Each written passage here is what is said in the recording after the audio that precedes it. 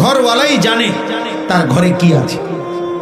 তাইলে আমরা প্রত্যেকেই কমপক্ষে আমার নিজের ব্যাপারে আমি তো পরিষ্কার, আমরা তো জানি, আমি তো জানি আমার হাল।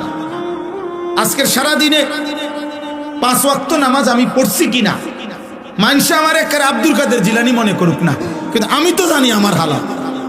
কথা বলে না কেন? বহু বুজুর্গানে দিন আমরা কিতাবে পড়ছি, কানতেন রাতের অন্ধকারে যে আল্লাহ আমার হাজারো ত্রুটি, হাজারো গুনাহ আপনি আপনার সত্তার নামের বরকতে আপনার বান্দাদের কাছ থেকে লুকাইয়া রাখছেন, আড়াল করে রাখছেন। যদি আমার গুনাহ প্রকাশ পাইতো তো যে মানুষগুলো আমারে বুজুর্গ মনে করে ওই মানুষগুলো আমারে জুতা দিয়া ফিরত।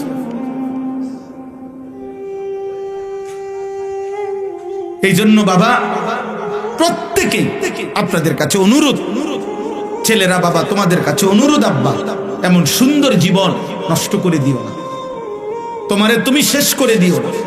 ওয়ালা তুলকু বিআইদিকুম ইলা তাহলুকা। আল্লাহ তাআলা বলেন বান্দা তোমরা নিজেকে নিজে শেষ করে দিও না, ধ্বংসের দিকে ঠেলে দিও না।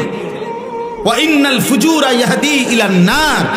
খোদার কসম আল্লাহ নবী সাল্লাল্লাহু আলাইহি সাল্লাম বলেন, হে আমার উম্মত, প্রত্যেকটা পাপ, প্রতিটা পাপ জাহান্নামের দিকেই নিয়ে যাচ্ছে।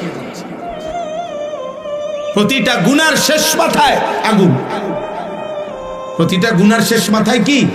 আগুন। প্রতিটা মিথ্যার শেষ প্রান্তে চুরি, ডাকাতি, জিনা, ব্যভিচার, মদ, জুয়া, নারী, ছবি, অশ্লীলতা, বেহায়াপনা, অসভ্যতা, নোংরামি, সুদ, কিস্তি, হারাম, ওজনে কম দেওয়া, গালি, ঠকানো, গান, বাদ্য, নাটক, সিনেমা, নর্তকী, বেহায়া, বন্দিক, বেপরদিগি, সবকিছুর শেষ মাথায় জাহান্নাম, আগুন। প্রতিটা সেজদার শেষ গন্তব্য জান্নাত। প্রতিটা সুবহানাল্লাহ আল্লাহর এই ডাকের আখেরি গন্তব্য জান্নাত।